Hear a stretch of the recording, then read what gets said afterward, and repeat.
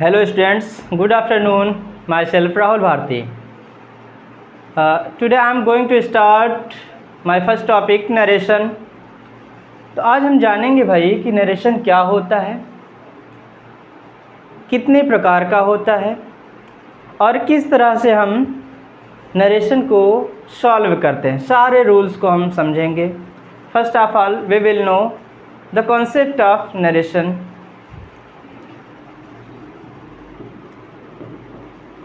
तो आज हम शुरू करने जा रहे हैं भाई नरेशन।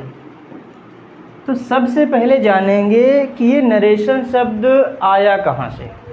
नरेशन शब्द आया कहाँ से? नरेशन जो शब्द है भाई वो नरेट वर्ब से बना है। किससे बना है? नरेट वर्ब से बना है, जिसका मतलब होता है टू टेल या फिर टू स्टेट या फिर टू स्टेट, यानी कि इसकी हिंदी होती है भाई कहना या वर्णन करना। कहना या वर्णन करना।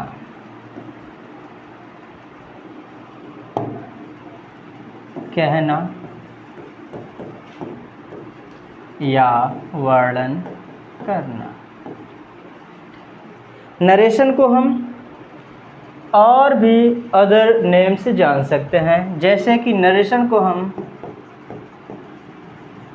असर्शन भी बोल सकते हैं, डिक्लेरेशन भी बोल सकते हैं, स्टेटमेंट भी बोल सकते हैं, या फिर हम स्पीच भी बोल सकते हैं। यानी कि जो नरेशन है उसके समानार्थी शब्द हैं असर्शन, डिक्लेरेशन, स्टेटमेंट या स्पीच। अब आगे हम जानेंगे कि नरेशन क्या है। नरेशन क्या है? ये तो हमने जाना भाई कि नरेशन शब्द आया कहाँ से। देखा हमने नरेशन शब्द नरेट से बना है। नरेट जो कि क्या है? एक वर्ब है। क्या है? वर्ब है। और जब वर्ब में हमने ई को रिमूव किया और इसके बाद ION लगा दिया तो ये बन गया आपका नरेशन। क्या बन गया? नरेशन। अब जानेंगे कि नरेशन क्या है। What is narration? नरेशन क्या है? नरेशन क्या है? Narration is a topic. Narration is a topic that deals with the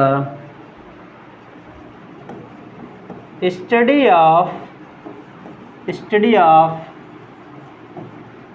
expressing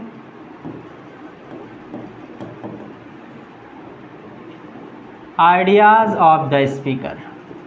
Ideas of the speaker. Narration है क्या भाई? Narration is a topic. Narration is a topic that deals with the study of expressing ideas of the speaker. Narration एक topic है, एक विषय है जो वक्ता के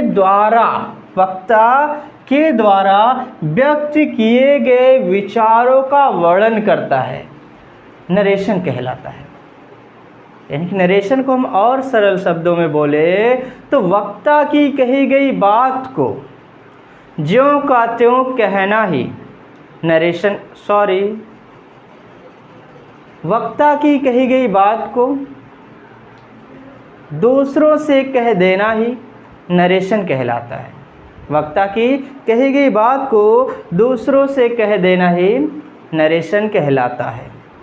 यानी कि कोई भी बात हो, अगर वक्ता किसी से कह रहा है तो वो क्या कहलाता है? नरेशन कहलाता है। नरेशन की डिफिनीशन को हम दूसरे तरीके से भी लिख सकते हैं। हम लिख सकते हैं भाई, it is the description of an event. Narration क्या है भाई? ये किसी घटना का वर्णन होता है, किसी घटना का वर्णन होता है। अब नरेशन कितने प्रकार के होते हैं ये जानते हैं। नरेशन को हम दो भागों में डिवाइड कर सकते हैं। नरेशन को हम दो भागों में डिवाइड कर सकते हैं। It can be divided into two parts. It can be divided into two parts. Narration को हम दो भागों में डिवाइड कर सकते हैं।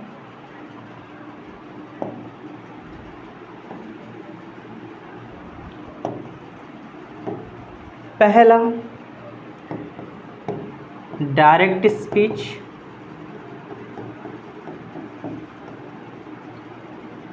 और दूसरा इनडायरेक्ट स्पीच।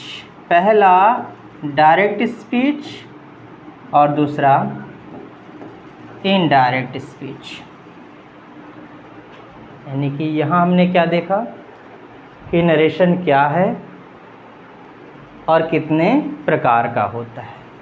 नरेशन क्या है, हमने क्या देखा भाई? नरेशन वह विषय है जिसमें वक्ता की कही गई बात को या वक्ता के द्वारा व्यक्त किए गए विचारों का वर्णन होता है। और वर्णन किसका होता है भाई? किसी घटना का वर्णन होता है, किसी घटना का वर्णन होता है। नरेशन की एक खास बात यह है कि नरेशन कभी सिंगल स्टेटमेंट में नहीं होता। इसमें कम से कम दो लोगों की बात का होना जरूरी है। दो लोगों की बात का होना जरूरी है। जैसे टेंस था हमारा, सिंगल स्टेटमेंट में काम चल जा रहा था। वह जा रहा है, वह खा रहा है, he is going, he is eating. Passive voice था, उसे पढ़ाया जा रहा है, ही इज़ बीइंग टॉट। लेकिन नरेशन जो है भाई वो सिंगल स्टेटमेंट में नहीं हो सकता है। उसके लिए कम से कम दो लोगों की बात का होना जरूरी है। और हमने देखा कि नरेशन को हम कितने भागों में डिवाइड कर सकते हैं? दो भागों में। पहला डायरेक्ट स्पीच और दूसरा इनडायरेक्ट स्पीच। ये डायरेक्ट स्पीच क्या होता है, इनडायरेक्ट स्पीच क्या होता है, आगे बढ़ते हैं, देखते हैं। डायरेक्ट स्पीच, डायरेक्ट स्पीच यानी कि अगर इसकी बात करें भाई तो हिंदी होती है प्रत्यक्ष कथन।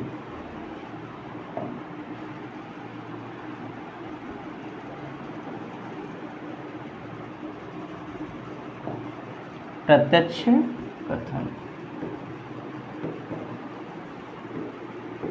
प्रत्यक्ष कथन होता है हिंदी। अब ये क्या होता है भाई? डायरेक्ट स्पीच क्या होता है? इसे हम समझते हैं कि वक्ता की कही गई बात को ज्यों का त्यों दूसरों से कह देना ही डायरेक्ट स्पीच कहलाता है। यानी कि इसमें होता क्या है? In this case we express the exact words of the speaker. In this case, we express the exact words of the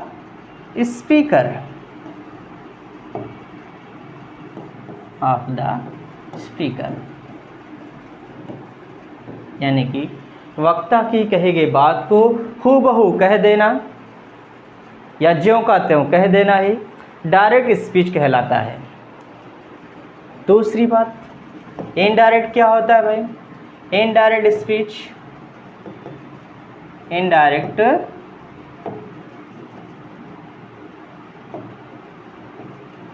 indirect speech. Indirect speech क्या होता है कि वक्ता की कही गई बात को ज्यों का त्यों ना कहकर बिना अर्थ बदले दूसरों से अपने शब्दों में कह देना ही इनडायरेक्ट स्पीच कहलाता है। यानी कि कोई भी बात हो, किसी ने कही है, अगर आपको किसी तीसरे पर्सन को बताना है तो उसे उसकी बात को आप ज्यों का त्यों ना कहकर, यानी कि हूबहू ना कहकर अपने शब्दों में कहेंगे बिना अर्थ बदले, वही आपका क्या होगा? इनडायरेक्ट स्पीच होगा। यानी कि देखते हैं, in this case we don't take the exact words of the speaker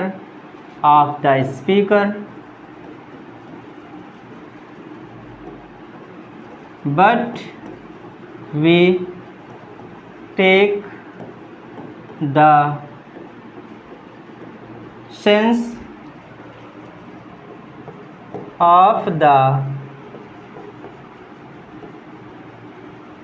statement of the speaker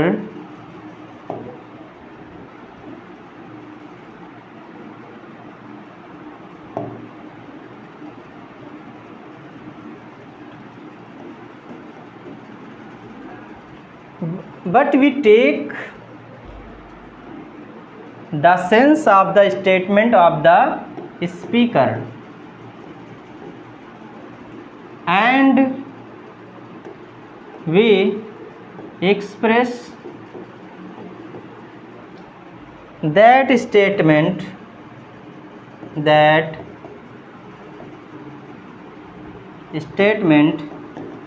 in our own words।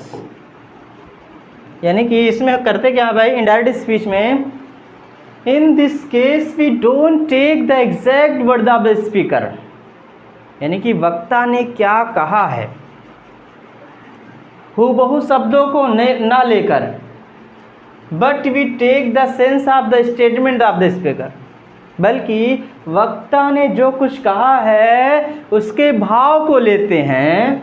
And we express that statement in our own words, और उस statement को अपने शब्दों में कह देते हैं। यही क्या कहलाता है? इनडायरेक्ट स्पीच कहलाता है। क्योंकि वक्ता की कही गई बात को ज्यों का त्यों ना कहकर बिना अर्थ बदले अपने शब्दों में दूसरों से कह देना ही इनडायरेक्ट स्पीच कहलाता है। अब आगे बढ़ते हैं, एग्जाम्पल देखते हैं थोड़ा सा कि डायरेक्ट स्पीच का क्या होता है और इनडायरेक्ट स्पीच क्या होता है। दोनों का एग्जाम्पल देखते हैं। जैसे कि मान लीजिए 3 व्यक्ति हैं, एक है राम, एक है श्याम और एक है मोहित। राम है, श्याम है और मोहित है। मान लीजिए कि ये भैया कौन है? राम है। कौन है? राम है। और ये कौन है? श्याम है। और ये मोहित है। कौन है? मोहित है। तो राम श्याम से मिलते हैं, राम श्याम से मिलते हैं और आपस में बातचीत करते हैं। श्याम राम से कहता है कि मैं एक डॉक्टर बनूंगा, मैं एक डॉक्टर बनूंगा। किसने कहा भाई? श्याम ने कहा राम से। श्याम ने कहा राम से क्या कहा कि मैं एक डॉक्टर बनूंगा। मैं एक डॉक्टर बनूंगा। अब राम ने क्या किया भाई? वही बात जा करके मोहित से बताई। मोहित से बताई। क्या बताई भाई? कि मोहित, श्याम कह रहा था कि मैं एक डॉक्टर बनूंगा। क्या बनूंगा? मैं एक डॉक्टर बनूंगा। अब राम ने श्याम के बारे में हूबहू वैसा ही कहा जैसा श्याम ने राम से कहा था। यानी कि राम ने भी मैं शब्द का यूज किया। क्या यूज किया भाई? मैं शब्द का। मैं एक डॉक्टर बनूंगा। किससे कह रहा है? मोहित से कह रहा है। ठीक। लेकिन राम अपने बारे में मैं शब्द का यूज नहीं कर रहा है। वो किसके बारे में यूज कर रहा है भाई? श्याम के बारे में। श्याम के शब्दों को कह रहा है। ये जो राम के कहने का तरीका हुआ मोहित से, ये कैसा हो गया आपका? डायरेक्ट वे हो गया। क्या हो गया? डायरेक्ट वे हो गया। ठीक। अब राम श्याम के हूबहू शब्दों को ना बोलकर उसे अपनी भाषा में मोहित से बताए कि श्याम कह रहा था कि वह एक डॉक्टर बनेगा। वह एक डॉक्टर बनेगा। अब राम ने मैं के स्थान पर वह शब्द यूज किया। किसका यूज किया भाई? वह का। मैं का भी प्रयोग किसके लिए कर रहा था? श्याम के लिए। अब वह का भी प्रयोग किसके लिए कर रहा है? श्याम के लिए। बात श्याम की ही कर रहा है। लेकिन अब हूबहू ना कह करके अपने शब्दों में कह रहा है। तो ये जो तरीका हो गया राम का, ये इनडायरेक्ट स्पीच हो गया। क्या हो गया? Indirect speech. यानी कि वक्ता की कही गई बात को ज्यों का त्यों कह देना ही डायरेक्ट स्पीच कहलाता है। और वक्ता की कही गई बात को ज्यों का त्यों ना कहकर बिना अर्थ बदले अपने शब्दों में कह देना ही इनडायरेक्ट स्पीच कहलाता है।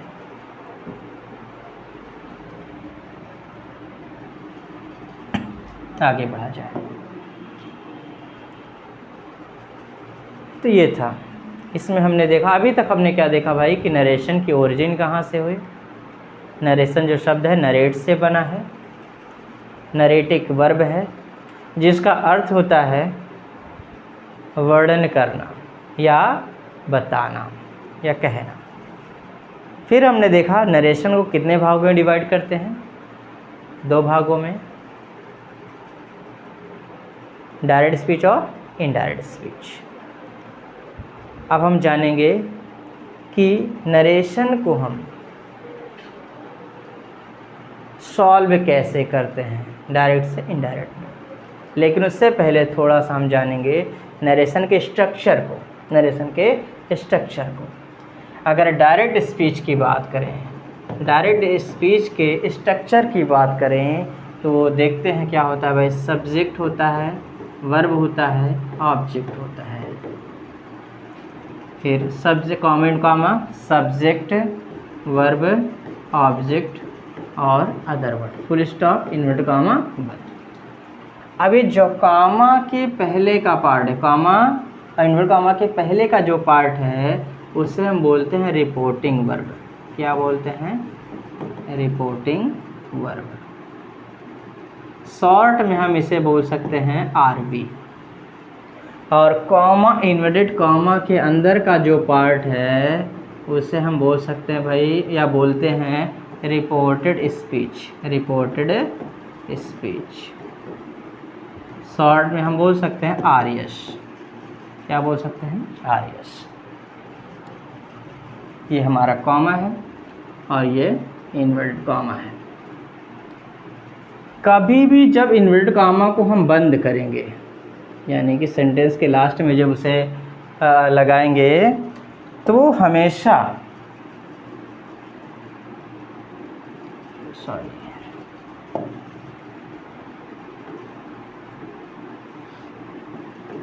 जो सिंबल होगा उसके बाद लगेगा।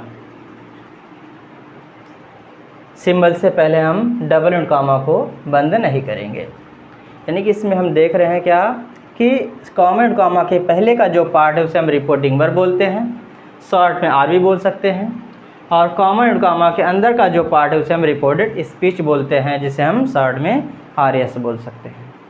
अब इसी को हम सॉल्व करेंगे, इसी को हम सॉल्व करेंगे।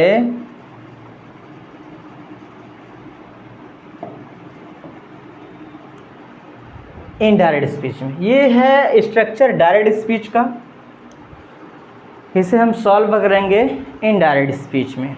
कैसे सॉल्व करेंगे उसके लिए रूल्स हैं, रूल्स कौन कौन से हैं सारा बताऊंगा, बड़े ही इजी वे में बताऊंगा, सब कुछ समझ में आएगा, एक एक चीज़ समझ में आएगी आपको, बस आपको कंसंट्रेट रहना है। समझिएगा कि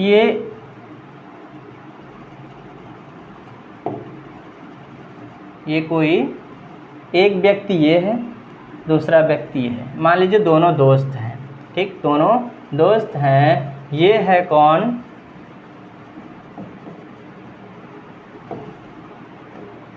ये है टिंकू,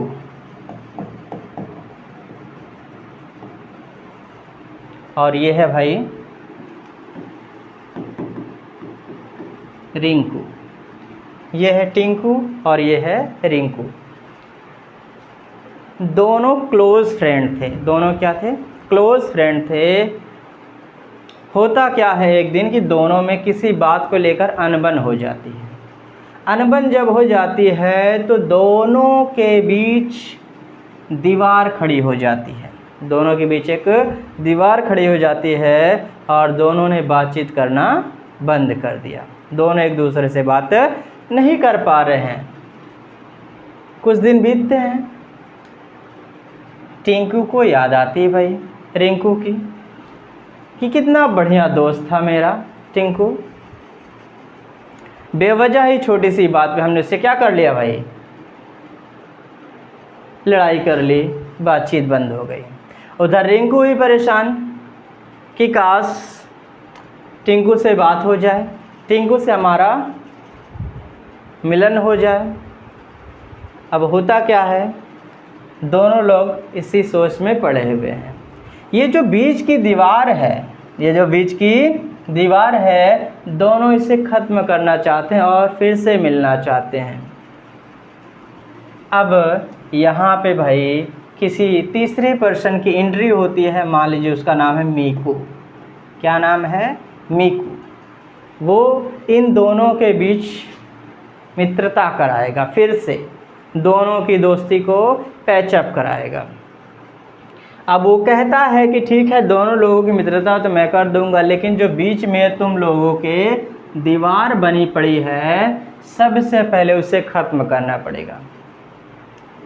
और उसको ख़त्म करने के लिए मुझे कुछ रूल्स लगाने पड़ेंगे, नहीं तो फिर से तुम क्या कहते हैं, छोटी छोटी बात पर लड़ाई कर लोगे और फिर से दूरियां बना लोगे और फिर से तुम लोगों के बीच में एक दीवार खड़ी हो जाएगी।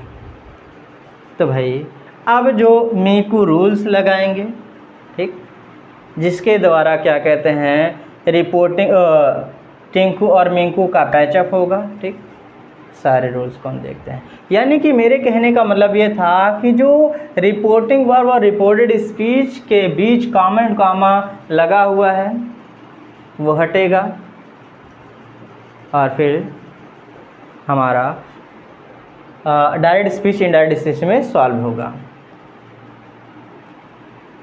बहुत सा देखते हैं कौन कौन से रूल्स लगते हैं। आगे बढ़ते हैं भाई।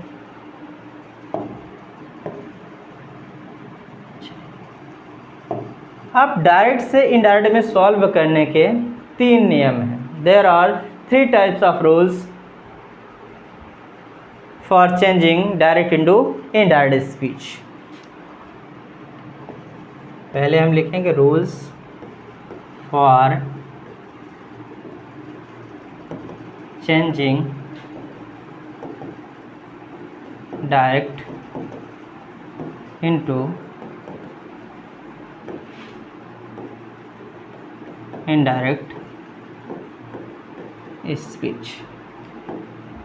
Rules for changing direct into indirect speech. There are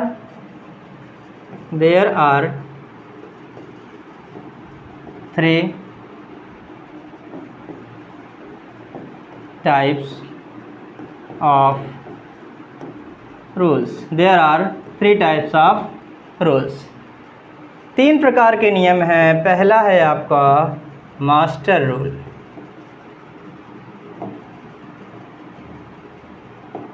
पहला है आपका मास्टर रूल. दूसरा जनरल रूल.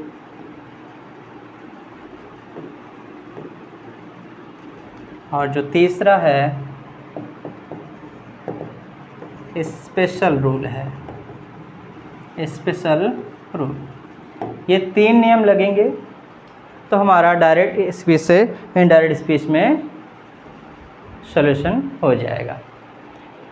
अब देखते हैं डायरेक्ट से इनडायरेक्ट में सॉल्व करने के लिए जो पहला रूल है मास्टर रूल वो क्या होता है. तो बढ़ते हैं आगे.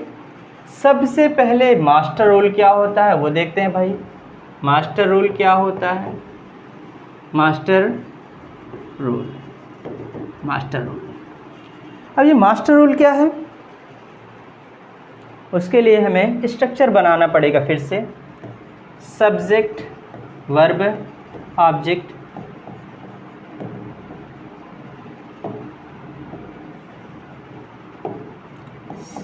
Subject verb object comma subject verb object और अदर वर्ड्स. इस पार्ट को हम बोलते हैं रिपोर्टिंग वर्ब और इस पार्ट को बोलते हैं reported speech. Comma inverted comma को रिमूव करेंगे और इसके स्थान पे सुटेबल कंजक्शन या प्रीपोजिशन का प्रयोग करेंगे. इसके स्थान पे सुटेबल कंजक्शन या प्रीपोजिशन का प्रयोग करेंगे. यही हमारा क्या होता है मास्टर रूल होता है. यानी कि कॉमा इन्वर्टेड कॉमास को रिमूव करके उसके स्थान पर कंजक्शन अथवा प्रीपोजिशन या ज़रूरत के अनुसार यानी कि जहाँ पर ज़रूरत होगी कंजक्शन की तो वहाँ पे कंजक्शन का प्रयोग करेंगे और जहाँ पे ज़रूरत होगी प्रीपोजिशन की वहाँ पे प्रीपोजिशन का प्रयोग करेंगे. यही हमारा क्या होता है मास्टर रूल होता है. अब जो ये कंजक्शन है और ये प्रीपोजिशन है वो लगेंगे किसके अकॉर्डिंग. ओ भाई रिपोर्टेड स्पीच के सेंटेंस के अकॉर्डिंग लगेंगे. रिपोर्टेड स्पीच के सेंटेंस के अकॉर्डिंग लगेंगे. अब कौन कौन से कंजक्शन लगेंगे कौन कौन से प्रीपोजिशन लगेंगे उसको देखेंगे. लेकिन उससे पहले थोड़ा सा हम जानेंगे भाई कि types of sentence. Types of sentence होते कितने हैं कौन कौन से होते हैं ये हम क्यों जानेंगे. क्योंकि उसी के अकॉर्डिंग हमें कंजक्शन और प्रीपोजिशन का प्रयोग करना है. अब जानेंगे भाई कंजक्शन टाइप्स ऑफ सेंटेंस होते कितने 5 होते हैं. पहला होता है हमारा असर्टिव. दूसरा इंट्रोगेटिव. तीसरा इम्परेटिव. चौथा ऑब्जेक्टिव और 5वां एक्सक्लेमेटरी.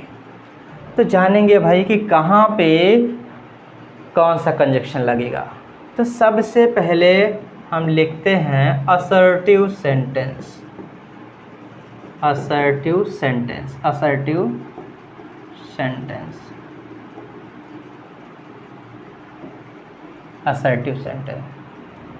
असर्टिव सेंटेंस क्या होता है भाई.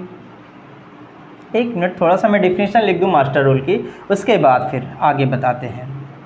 मास्टर रूल की डिफिनीशन देखते हैं भाई.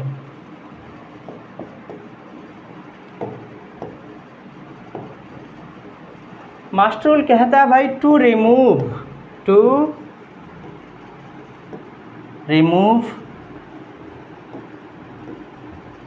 Comma and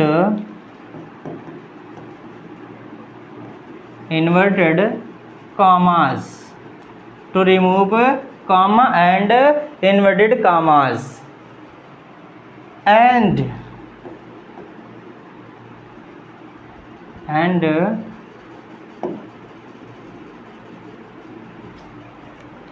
use suitable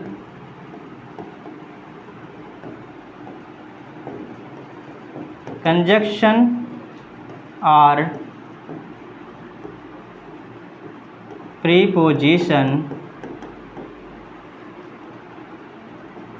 is called master rule.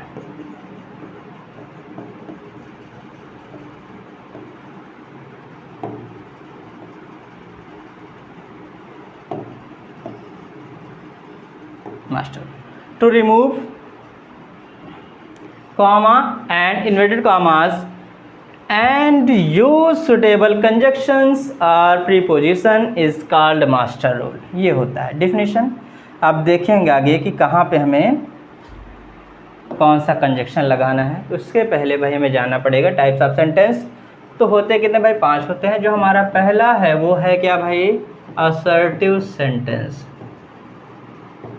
Assertive sentence. दूसरा है इंट्रोगेटिव सेंटेंस. Interrogative sentence. तीसरा है इम्परेटिव सेंटेंस. Imperative sentence. चौथा ऑप्टेटिव सेंटेंस. Optative sentence. और पांचवा जो है भाई वो हमारा है एक्सक्लामेटरी सेंटेंस. Exclamatory sentence. अब इन्हीं के अकॉर्डिंग सुटेबल कंजक्शन प्रीपोजिशन का प्रयोग करेंगे. नियम कहता है भाई कि यदि रिपोर्टेड स्पीच का सेंटेंस असर्टिव है तो हम कंजक्शन दैट का प्रयोग करेंगे. किसका प्रयोग करेंगे भाई? दैट का. और अगर रिपोर्टेड स्पीच का सेंटेंस इंट्रोगेटिव है तो वहाँ पे 2 कंजक्शन लगेंगे हमारे. एक तो अगर सेंटेंस आपका यस आर नो टाइप है, yes or no type, yes or no types है, तो वहाँ पे हम कंजक्शन इफ या वेदर का प्रयोग करेंगे. इफ या वेदर का प्रयोग करेंगे. और यदि सेंटेंस आपका WH वर्ड से शुरू हो रहा है यानी कि डबल इंट्रोगेटिव है तो हम सेम WH को क्या करेंगे? कंजक्शन बना देंगे. सेम WH को कंजक्शन बना देंगे. सेम WH को कंजक्शन बना देंगे. सेम WH को कंजक्शन बना देंगे. तीसरा कह रहा है भाई कि यदि सेंटेंस आपका रिपोर्टेड स्पीच का इम्परेटिव है. क्या है? इम्परेटिव है तो हम प्रीपोजिशन टू का भी प्रयोग करते हैं और कंजक्शन दैट का भी प्रयोग करते हैं. कहाँ पे प्रीपोजिशन टू का प्रयोग होगा और कहाँ पे कंजक्शन दैट का प्रयोग होगा आगे जब हम नरेशन ऑफ इम्परेटिव सेंटेंस सीखेंगे तो वहाँ पे बताएंगे. आगे बढ़ते हैं तो ऑप्टेटिव सेंटेंस अगर है रिपोर्टेड स्पीच का तो वहाँ पे भी कंजक्शन दैट लगेगा. कंजक्शन क्या लगेगा भाई? दैट. और यदि सेंटेंस आपका एक्सक्लामेटरी है, क्या है? एक्सक्लामेटरी, तो वहाँ पे भी लगता है क्या आपका? दैट. कंजक्शन दैट लगता है. ये था मास्टर रूल. असर्टिव सेंटेंस में हम कंजक्शन दैट लगाएंगे. इंट्रोगेटिव सेंटेंस में इंट्रोगेटिव सेंटेंस 2 होते हैं. एक होता है यस आर नो टाइप्स, दूसरा WH वर्ड से स्टार्ट जो होता है. तो यस आर नो टाइप है तो उसमें इफ या वेदर का प्रयोग करेंगे और WH टाइप है तो उसमें हम सेम WH को ही कंजक्शन बना देते हैं. इम्परेटिव सेंटेंस है तो उसमें दो चीज़ें जो होती हैं, एक प्रीपोजिशन और दूसरा कंजक्शन. अगर एक जगह हम प्रीपोजिशन टू का प्रयोग करते हैं, दूसरी जगह क्या करते हैं भाई? दैट का प्रयोग करते हैं. आगे बढ़ते हैं। यदि सेंटेंस आपका रिपोर्टेड स्पीच का ऑब्जेक्टिव है, उसमें हम कंजक्शन दैट लगाते हैं। एक्सक्लेमेटरी में तो वहाँ पे हम क्या करते हैं, दैट का प्रयोग करते हैं। ये था आपका मास्टर रूल। सॉरी, आगे बढ़ते हैं। ये था मास्टर रूल। जो दूसरा रूल है आपका, rule number 2, general rule. General rule. अब ये जनरल रूल क्या होता है भाई? इसमें हम 3 तरह के नियमों का प्रयोग करते हैं। एक तो चेंज ऑफ